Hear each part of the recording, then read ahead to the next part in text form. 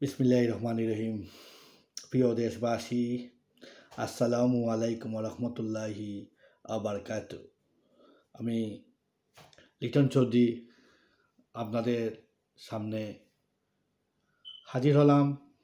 আজকে আমাদের যে টপিক নিয়ে আমি আপনাদের সামনে আলোচনা করব,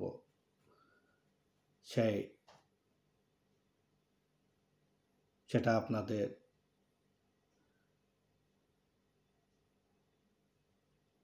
আমার প্রিয়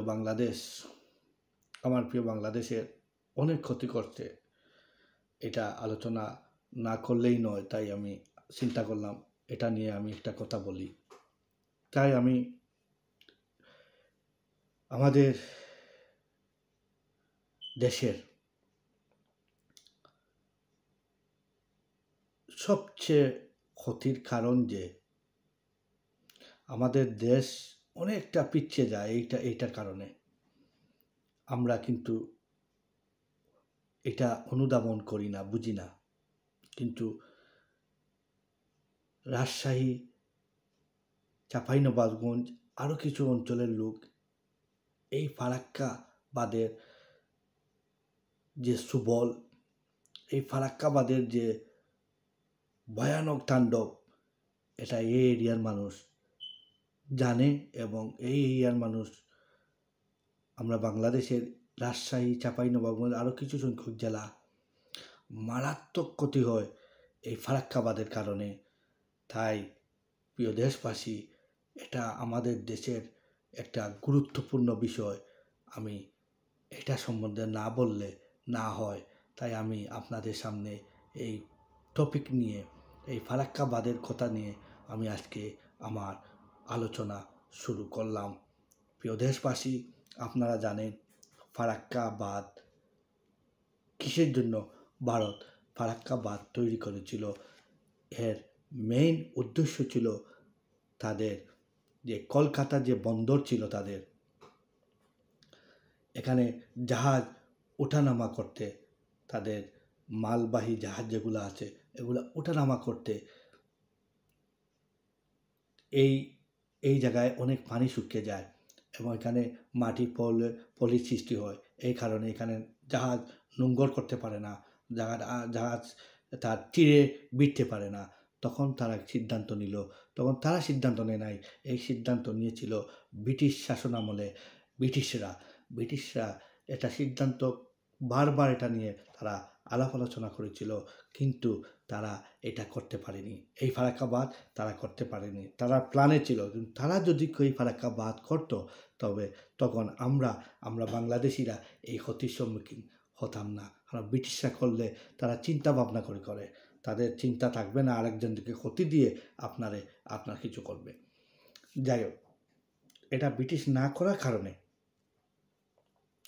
ভারত সরকার এই ব্রিটিশের এটা চিন্তা করলো যে তারা যখন এই সিদ্ধান্ত নিয়েছে, তা আমরা তো এটা করতেই হবে।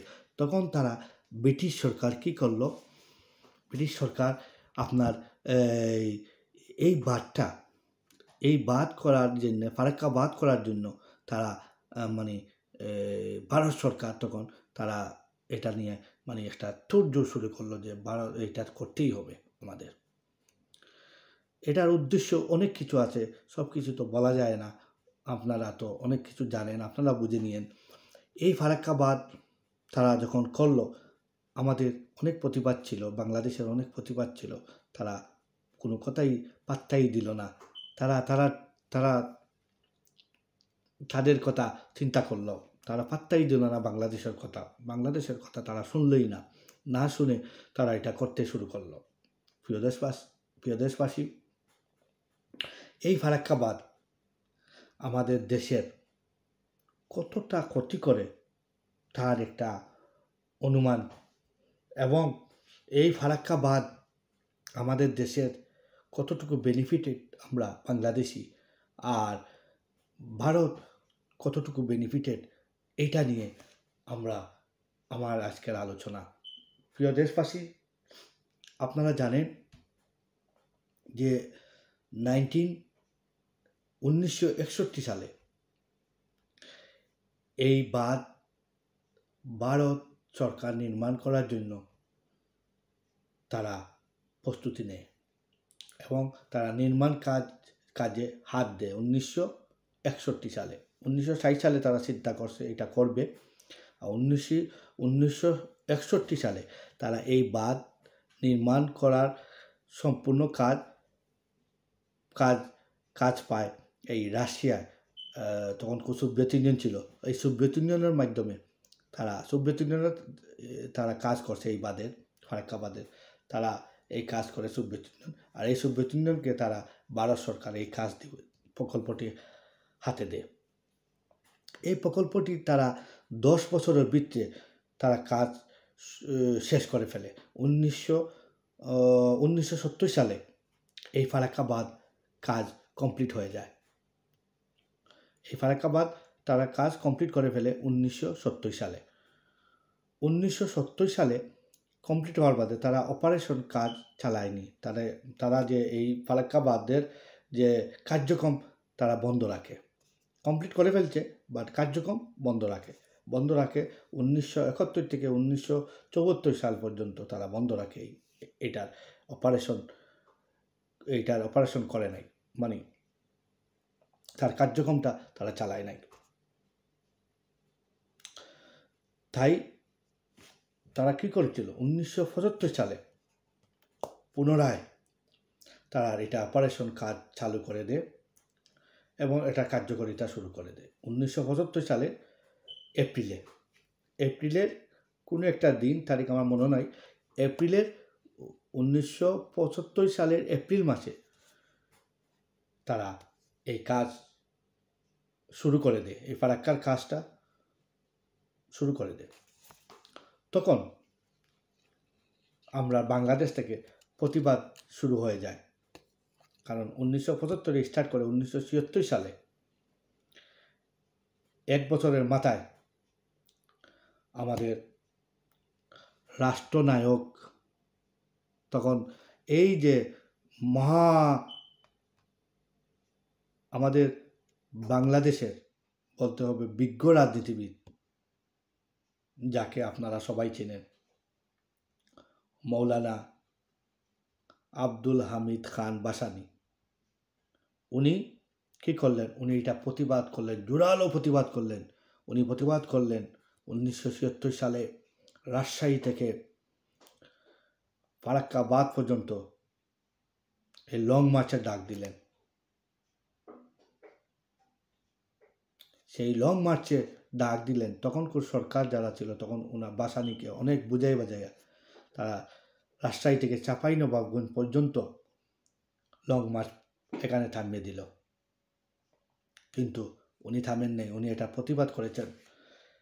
শেষ পর্যন্ত ভারতের সাথে আমাদের একটা নেগোসিয়েশন হয়েছিল যে পানি যখন বাংলাদেশের ন্যায্য হিসা যখন দরকার তখন তারা দিবে, আর যখন পানির প্রয়োজন নাই তখন তারা পানিকে তারা সীমানার ভিতরে রাখবে। এই একটা চুক্তি বাংলাদেশের সাথে হয়েছিল, আলাপ আলোচনা কয়েকবার বাংলাদেশের সাথে হয়েছিল, কিন্তু তারা সবসময় এই চুক্তি লঙ্ঘন করে। তারা আমাদের ন্যায্য হিস্সা যেটা, এটা আমাদেরকে দেয় নাই। তারপর 1996 সালে আবার এই ফারাক্কা বাঁধ নিয়ে একটা চুক্তি হয়। সেই চুক্তিতে ছিল যে বাংলাদেশের যে পানি যেটা যে সময় দরকার তখন পাবে, আর যখন দরকার নাই তখন আর পানি ছাড়া হবে না। এইরকম একটা চুক্তি বাংলাদেশের সাথে 1996 সালে এই চুক্তি করেছিল। 1996 সালে এই চুক্তি করেছিল। এখন ফারাক্কা বাঁধ যে আপনার এইটা আমাদের জানতে হবে, এইটার কতটা গেট আছে। এই ফারাক্কা বাঁধের 109টা গেট। গতকাল তারা এই 109টা গেট খুলে দিয়ে আমাদের দেশে এই যে আমাদের দেশে বন্যা সৃষ্টি করেছে। এটা প্রাকৃতিক দুর্যোগ না। আমরা বলি এটা বন্যা হয়েছে, প্রাকৃতিক দুর্যোগ না, এটা বৃষ্টির পানি না, এটা মেঘের পানি না, এটা ভারত থেকে পানি প্রতি বছর আসে। আমাদের দেশের লক্ষ লক্ষ পশু, গবাদি পশু মারা যায় এবং আমাদের দেশের মানুষের ফসলাদি, ক্ষেত কৃষি, হ্যাঁ, আমাদের দেশের পরিবেশ, আমাদের দেশের মানুষ মারা যায়, আমাদের দেশের পরিবেশ দূষিত হয়, আমাদের দেশে অনেক ক্ষতি করে। এরপর এই পানি চলে যাওয়ার পরেও আমাদের দেশের মানুষের অনেক ধরনের রোগ ব্যাধি সৃষ্টি হয়। তাই আপনারা এটা জানেন। প্রিয় দেশবাসী, এই ভারত আমরা বলি আমাদের নেইবার কান্ট্রি, আমাদের প্রকৃত বন্ধু, আমাদের রিয়েল ফ্রেন্ড। আসলে আমি মনে করি আমাদের সত্যিকার অর্থে আমাদের ভারত আমাদের বন্ধু নয়। কারণ যে ভারত আমরা ভারতকে কি দিয়েছি আপনারা জানুন। বাংলাদেশের মানুষ সবাই জানে, আর যারা জানে না তারাও জানুন। বাংলাদেশের থেকে ভারত যা পেয়েছে তার জীবনে ওইটা পরিশোধ করতে পারবে না। বাংলাদেশের মানুষ, বাংলাদেশের সরকার যারাই ছিল তারা ভারতকে তোষামোদ করেছে, ভারতকে দিয়েছে সব কিছু, কিন্তু ভারত বাংলাদেশকে কিছুই দেয় না। দিয়েছে, হ্যাঁ, একটা জিনিস, প্রতি বছর একটা জিনিস ভারত বাংলাদেশকে দেয়, একটা উপহার দেয় বাংলাদেশকে। কি উপহার দেয়? এই গিফট আপনারা পান, এই গিফট তারা দেয়, এই গিফটের পরিবর্তে তারা অনেক কিছু নিয়ে যায়। এই গিফট কী দেয় তারা? পানি সন্ত্রাসী করে, আমাদের দেশে পানি ছেড়ে দিয়ে আমাদের দেশে বন্যা সৃষ্টি করে, আমাদের দেশে লক্ষ লক্ষ টাকা ক্ষতি করে, আমাদের দেশে গবাদি পশু মেরে দেয়, আমাদের দেশের শস্য, আমাদের দেশের ক্ষেত কৃষি, আমাদের দেশের মানুষ সবাইকে ধ্বংস করে, মানুষ অনেক মেরে ফেলে। এরপরে আপনার কি করে? এরপরে মানুষ যখন বন্যা চলে যায় তখন মানুষ অনেক ধরনের বিভিন্ন ধরনের রোগ বালাই মানুষের ভিতরে চলে আসে। এর দায় কে নিবে? এর দায় ভারত নিতে হবে। সব প্রিয় দেশবাসী, আমাদের এই বাঁধের কারণে, এই যে ফারাক্কা বাঁধের কারণে মানুষের অনেক ক্ষতি হয়, পরিবেশের অনেক ক্ষতি হয়। পানি যখন দরকার তখন বাংলাদেশের দক্ষিণ পশ্চিমাঞ্চলের মানুষ পানি পায় না। কিতা হয়? তারা কৃষিশিল্পী, কৃষিখাত কমপ্লিটলি ধ্বংস হয়ে যায়। শুষ্ক মৌসুমে গঙ্গার পানি কমে যাওয়ায় দেশের বিভিন্ন জায়গায় পানি সংকট দেখা দেয়। ইভেন আমাদের বড় নদী পদ্মা নদী, এই পদ্মা নদী শুকিয়ে যায়। মানুষ হাহাকার করে পানির জন্য, তখন হাহাকার করে। কৃষিক্ষেত্রে সেচের পানি দিতে পারে না, এরপর আপনার নিজে খাওয়ার পানি পায় না, মানে পানির সংকটে মানুষ পড়ে। শুষ্ক মৌসুমে তারা কি করে? তারা পানি কি করে? শুষ্ক মৌসুমে তারা নিজেদের দিকে পানি রেখে তাহলে ঠেলে নিয়ে তাদের জায়গায় তারা পানি দিয়ে এটা তাদের জায়গা উর্বর করে, তাদের মানুষ এটা পানির সুফল পায়। আর বাংলাদেশ কি করে? বাংলাদেশ এই সময় পানির জন্য হাহাকার করে, পানি পানি পানি বলে চিৎকার করে। তা ভারত আমাদের কি করছে? আমাদের শুষ্ক মৌসুমে পানি দেয় না, আমাদের দেশে পানি সংকট সৃষ্টি করে। এরপরে যখন বর্ষাকাল এলো, বর্ষাকালে তারা কি করে? বর্ষাকালে তারা পানির গেট সব খুলে দেয় এবং পানি এসে বাংলাদেশে বন্যা সৃষ্টি করে, বাংলাদেশের লক্ষ লক্ষ টাকার ক্ষতি করে। এই ক্ষতির পরিমাণ প্রতি বছরে $400 কোটি ক্ষতি করে এই বাংলাদেশের ক্ষতি কত কোটি করে? $400 কোটি টাকা। $400 কোটি টাকা নয়, $400 কোটি বাংলাদেশের ক্ষতি করে। এটা আপনি টাইমস মারলে, ক্যালকুলেশন করলে দেখবেন বাংলাদেশি থেকে আরও বেশি, কয়েক কোটি হয়ে যাবে। 400 কোটি থেকে আরও মানে অনেক হয়ে যাবে। যাই হোক প্রিয় দেশবাসী, অনেক দুঃখ। এটা তিলে তিলে আমাদের সমস্ত শরীর ওরা মানে যেই রকম সমস্ত শরীরে ব্যথা হলে যে আপনার মনের ব্যথা হইলে, শরীরের ব্যথা হইলে যেরকম শরীরে ঘুম আসে না, তেমনিভাবে আমাদেরকে ভারত তেমনিভাবে মারতেছে। প্রিয় দেশবাসী, এটা আমাদের দুঃখ। এই দুঃখ পোষার নয়, এই কষ্ট পোষার নয়। এটা কষ্ট দুঃখ এটা আমরা পাবো, কারণ হলো গিয়া আমাদের রাজনৈতিক দল এরা ঠিক না। আমাদের রাজনৈতিক দল যারা, এরা যদি তোষামোদ করতো না, এরা যদি ভারতমুখী হতো না, এরা ভারতের দালালি করতো না, এরা ভারতের ছামছামি করতো না, এরা ভারতকে মনে করে এরা আমাকে শাসনে বহাবে, ভারতকে মনে করে এরা আমারে পাওয়ারে রাখবে, ভারতকে মনে করে এরা আমাদের সব কিছু। নৌ ভারত আপনাদের সব কিছু নয়। আপনার রাষ্ট্র আপনি কন্ট্রোল করতে হবে, রাষ্ট্রের সবাইকে সাথে নিয়ে আপনি কাজ করতে হবে। ভারত সেখানে ভয় পাবে। ভারত কখন আপনাদের সামনে আসে, ভারত যখন দেখে আপনার একজন না একজনকে তো তারা কিনে ফেলে, একজন না একজনকে তারা আয়ত্তে নিয়ে আসে, তখন ভারত তাদের সব কাজ, তাদের ফায়দা হাসিল করতে পারে ইজিলি। তো প্রিয় দেশবাসী ও প্রিয় রাজনীতিবিদ, আমার দেশের রাজনীতিবিদ ভাইয়েরা, আপনাদের সবার উদ্দেশ্যে আমার কথা, আপনাদের মধ্যে দেশপ্রেম আনেন, দেশপ্রেম গঠন করুন, দেশের জন্য কাজ করুন। কোনো টাকার বিনিময়ে, পাওয়ারের বিনিময়ে দেশকে নিয়ে আর চিনিমিনি খেলবেন না। পাওয়ারে আপনাকে কে বসাবে? এই জনগণ বসাবে। এই দেশের 18 কোটি মানুষ তাদের ভোটের মাধ্যমে আপনাকে পাওয়ারে বসাবে। আপনার পাওয়ার ভারত নয়, আপনার পাওয়ার ইউরোপের কোনো দেশ নয়, আপনার পাওয়ার আপনার নিজের হাতে। আপনি যদি জনগণের স্বার্থে কাজ করেন, জনগণ আপনাকে তার মতামত প্রকাশ করে আপনার ব্যালটের মাধ্যমে জনগণ আপনাকে জবাব দেবে যে আপনিই আমার দেশের মানুষ, আপনি আমার দেশের লাগি কাজ করতেছেন, আপনিই দেশের জাতির নেতা হবেন। তাই এই জনগণের উপরে আপনি ছেড়ে দিবেন, জনগণের সাথে আপনারা পরামর্শ করবেন কি করলে কি হবে। তাহলে একটা রাজনৈতিক দল সুষ্ঠু রাজনৈতিক দল হিসাবে থাকবে এবং জনগণ চিরদিন আপনাদেরকে মনে রাখবে।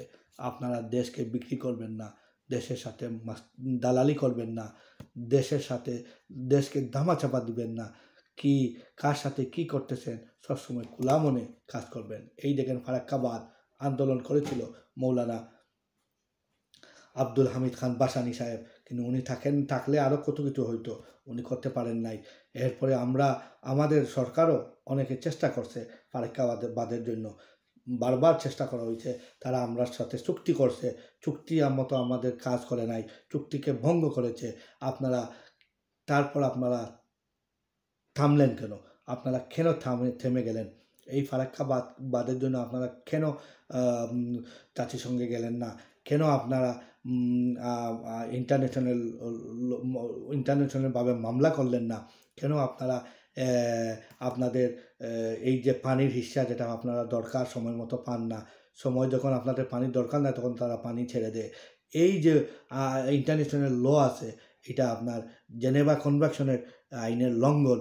এটা তো আপনারা আদালত আছে, মামলা ইন্টারন্যাশনাল আদালত আছে, সেখানে আপনি মামলা করতে পারেন। আপনারা কেন মামলা যান না? আপনাদের এখানে কোন ধরনের স্বার্থ জড়িত? না, ভারত আপনার উপরে বেজার হয়ে যাবে, ভারত রাগ করবে, ভারতের দাদারা আপনাদেরকে অন্য চোখে দেখবে। হ্যাঁ, আপনার পাওয়ার চলে যাবে, ক্ষমতা চলে যাবে। এটা হলে তো দেশের জন্য আপনি কাজ করলেন না, দেশের সাথে আপনি দেশের মানুষকে কষ্ট দিলেন। দেশের মানুষেরকে কষ্ট দিলে কি হয় এর পরিণতি আপনারা জানেন। তো প্রিয় দেশবাসী, এই ফারাক্কাবাদ আমাদের দেশের জন্য একটা মনে করেন একটা মহাবিপদ। এই ফারাক্কাবাদের জন্য আমাদের প্রতি বছর $400 কোটি ক্ষতি হয়। এই ফারাক্কাবাদের কারণে আমাদের দেশের মানুষ মারা যায়, প্রতি বছর অনেক মানুষ মারা যায়। এই ফারাক্কাবাদের কারণে আমাদের দেশের পরিবেশ নষ্ট হয়। এই পরিবেশ নষ্টর কারণে আমাদের দেশের মানুষ বিভিন্ন রোগবালাইয়ে তারা পড়ে, বিভিন্ন অসুখে তারা ভুগে। এই ফারাক্কাবাদের কারণে আমরা পানির জন্য, শুষ্ক মৌসুমে পানির জন্য আমার দেশের মানুষ হাহাকার করে। আজ আজ আমরা কি দেখলাম, 109টা গেট ফারাক্কাবাদের আছে, টোটাল 109টা গেট ফারাক্কাবাদের।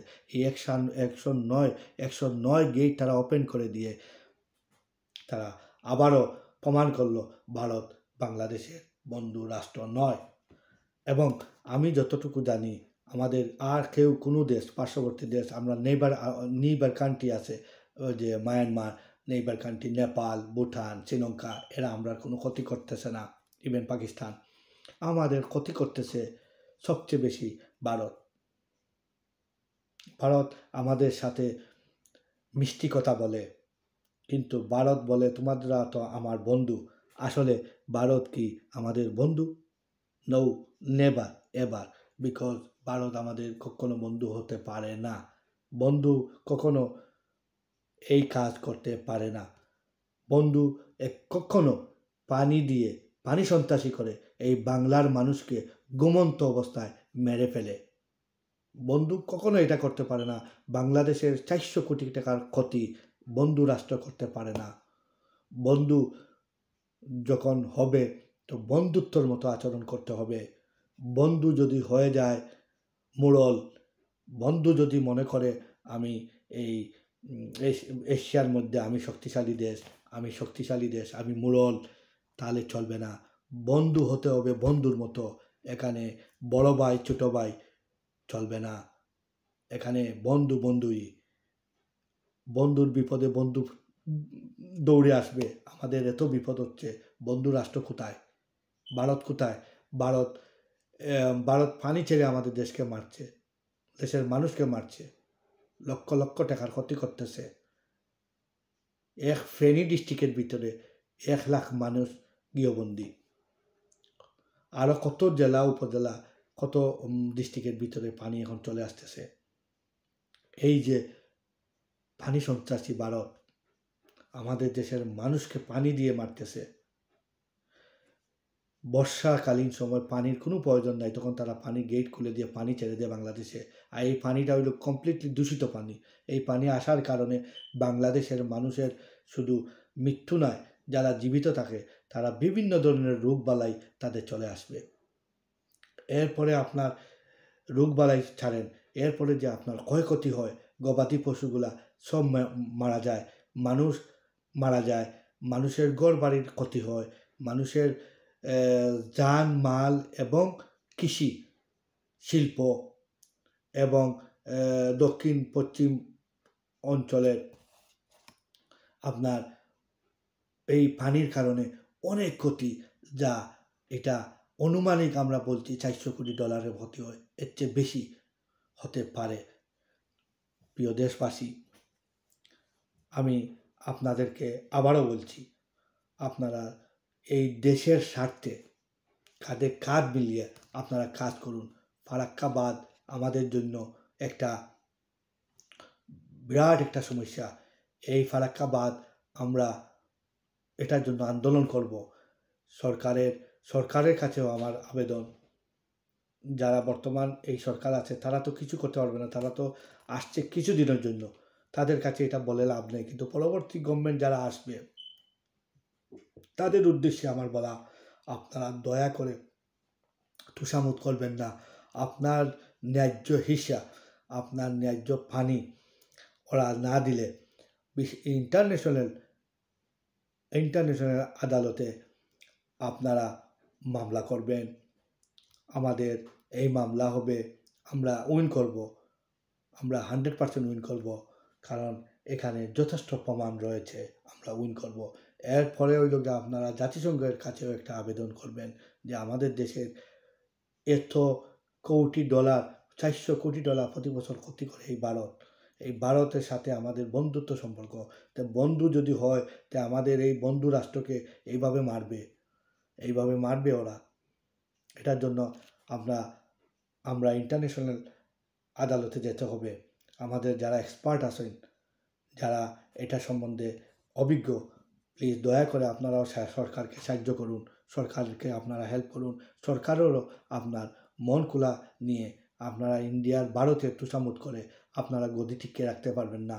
আপনারা ভারতকে যা দিয়েছেন আর নয়, এখন আমরা ভারতে যা দিয়েছি আমরা নিয়ে আসার জন্য চেষ্টা করব। এরপর আমাদের যদি কোনো কিছু আনতেও না পারি, আমাদের দেশের জন্য ভারত আর ক্ষতি না করতে পারে সেই দিকে আমরা খেয়াল রাখতে হবে, আমরা সজাগ থাকতে হবে। ভারত আমাদের যেন ক্ষতি করতে পারে না। আমরা চাই না ভারতের সাথে কোনো শত্রু মনোভাব নিয়ে কাজ করা। আমরা চাই ভারতের সাথে আমরা বন্ধুত্ব থাকবে, কিন্তু আমরা চাই না এই বন্ধুত্ব যেন থাকে বন্ধুত্বের মতো। এই বন্ধুত্ব যেন থাকে যে এই বন্ধুত্ব যেন হয় না বড় ভাই মুরল আর ছোট ভাই, এই বন্ধুত্ব যেন হয় না এইটা যে উনি উনি জমিদার আর আমরা তার রায়ত, আমরা তার প্রজা, এইভাবে উনি যদি ভাবেন তাহলে ভারত বহু ভুল করবে।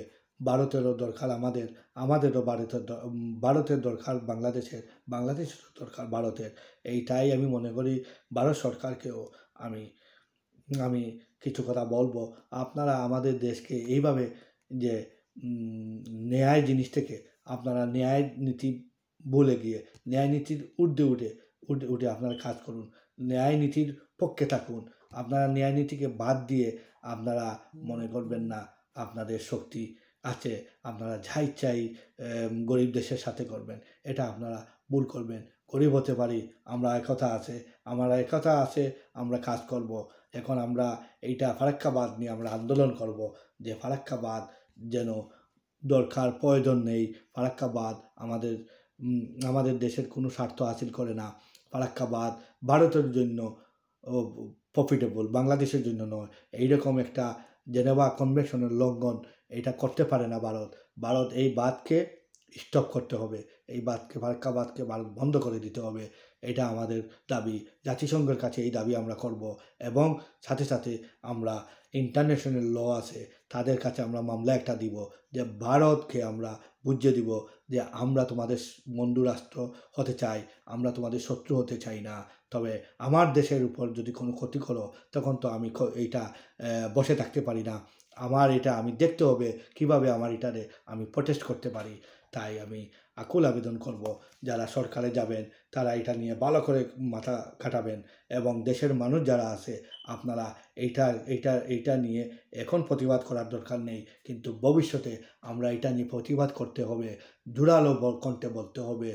আর নয়, বহুত হয়েছে, এখন আমরা একই দাবি, এই ফারাক্কা বন্ধ করতে হবে। নতুবা ফারাক্কারে আমাদের ন্যায্য পাওনা যেটা এটা দিতে হবে, নতুবা ফারাক্কা বন্ধ করতে হবে। এই আন্দোলনে আমরা ঝাঁপিয়ে পড়তে হবে। যেন আমাদের মৌলানা ভাসানী সাহেব তিনি করেছিলেন 1976-এ, উনি প্রথম আন্দোলন করেছিলেন, এই লং মার্চ করেছিলেন। এইরকম আমরা একটা লং মার্চ করবো ফারাক্কা পর্যন্ত, যে আমাদের দাবি না মানা পর্যন্ত আমরা অটুট থাকবো। আমাদের একতাই হলো আমাদের বল।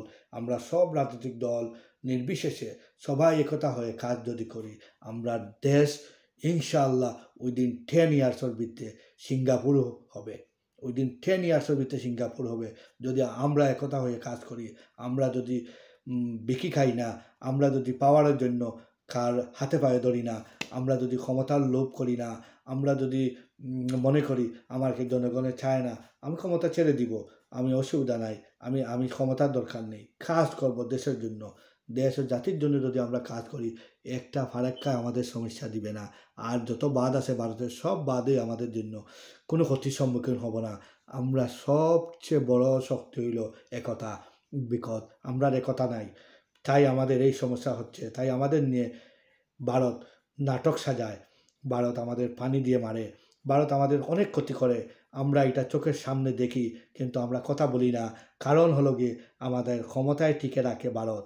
আমাদের স্বার্থ ভারতের সাথে বন্ধুত্বর স্বার্থ না, ভারতকে আমরা সব দিব, ভারত আমাদের কিছুই দিবে না। এটা হতে পারে না। ভারতকে আমরা দিব, ভারত আমাদেরকে কিছু দিবে।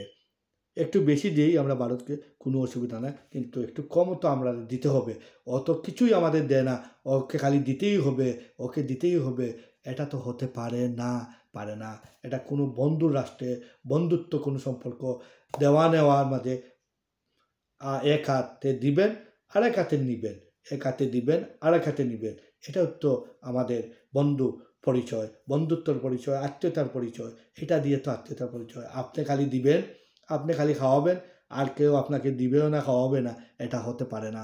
আপনি খাইবেন, আরেকদিন আমাকে খাওয়াতে হবে। আজ আমাকে আপনি খাওয়ালেন, আরেকদিন আমি আপনাকে খাওয়াতে হবে, এটাও তো বন্ধুত্ব। হ্যাঁ, আর আমরা কি দেখি পার্শ্ববর্তী দেশে আমরা সব কিছু দিয়ে দিই, ওনারা আমাদেরকে কিছুই দেন না।